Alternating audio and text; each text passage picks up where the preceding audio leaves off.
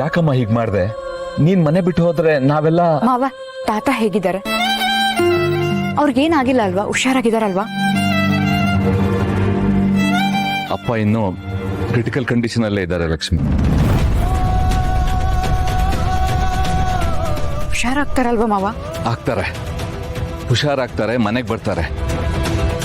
ಆದ್ರೆ ಮನೆಗೆ ಬಂದ್ಮೇಲೆ ನೀನ್ ಎಲ್ಲಿ ಅಂತ ಕೇಳಿದ್ರೆ ಏನ್ ಹೇಳೋದು ಲಕ್ಷ್ಮಿ? ನಾನು ಇಲ್ದೇ ಇರೋ ಟೈಮಲ್ಲಿ ಎಲ್ಲರೂ ಸೇರ್ಕೊಂಡು ನನ್ನ ಮೊಮ್ಮಗಳನ್ನ ಮನೆಯಿಂದ ಹೊರಗೆ ಹಾಕಿದ್ರಿ ಅಂತ ಕೇಳಿದ್ರೆ ಏನಂತ ಉತ್ತರ ಕೊಡೋದು? ಯಾಕಮ್ಮ ಹೀಗ್ ಮಾಡ್ದೆ?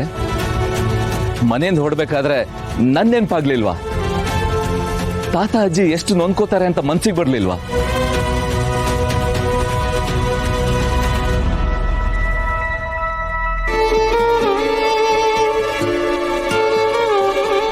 ದಯವಿಟ್ಟು ನನ್ನ ಕ್ಷಮಿಸಿ ಮಾವ. ನನ್ನಿಂದ ಆ ಮನೇಲಿ ಯಾರಿಗೂ ನೆಮ್ಮದಿ ಇಲ್ಲ. ನನ್ನಿಂದ ಸಮಸ್ಯೆ ಆಗ್ತಿದೆ ಅಂತ ಗೊತ್ತಿದ್ರು ನಾನು ಹೇಗೆ... ಯಾರು ಹೇಳಿದ್ರು? ಆದಿನ, ವಿಮ್ಲನ, ಯಾರು ಹೇಳಿದ್ರು? ನಾನೇ ಹೇಳ್ತಿದ್ದೀನಿ ಮಾವ, ನನಗಲ್ಲಿರೋದಕ್ಕೆ ಇಷ್ಟ ಇಲ್ಲ. ಲಕ್ಷ್ಮಿ, ನೀನ್ ಹೀಗಂದ್ರೆ ಏನ ಮಾಡ್ತಾ? ಈ ಮನೆ ಸೊಸೆ ನೀನು, ಮನೆ ಮಗಳು ನೀನು. ನಿನ್ ಬಗ್ಗೆ ಯಾರಿಗೂ ಏನ್ ಕೆಟ್ಟ ಅಭಿಪ್ರಾಯ ಇಲ್ಲ. ನಿನ್ನಿಂದ ಯಾರ ನೆಮ್ಮದಿನೂ ಹಾಳಾಗಿಲ್ಲ. ಅಜ್ಜಿ, ತಾತ, ಪ್ರಸಾದ್, ಪಾವನಿ, ಸುಶಾಂತ್ ಎಲ್ಲರೂ ನಿನ್ನ ಇಷ್ಟಪಡ್ತಾರೆ.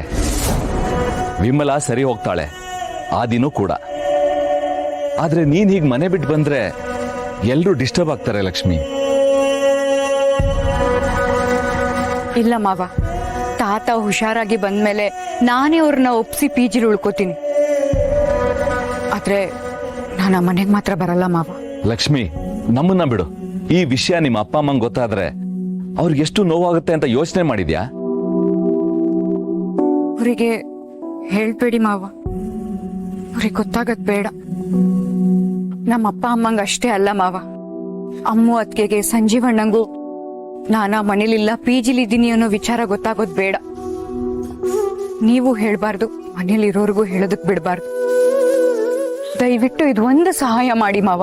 ಲಕ್ಷ್ಮಿ, ನೀನು ಕೋಪದಲ್ಲಿ ಈ ನಿರ್ಧಾರ ತಗೊಂಡಿದ್ಯಮ್ಮ, ಇದು ಸರಿಯಲ್ಲ. ನಿನ್ ಕ್ಲಾಸ್ ಮುಗಿಯೋವರೆಗೂ ನಾನು ಇಲ್ಲೇ ವೇಟ್ ಮಾಡ್ತೀನಿ. ಮುಗಿಸ್ಕೊಂಬ, ಮನೆಗೆ ಹೋಗೋಣ. ಇಲ್ಲ ಮಾವ, ನಾನ್ ಬರಲ್ಲ.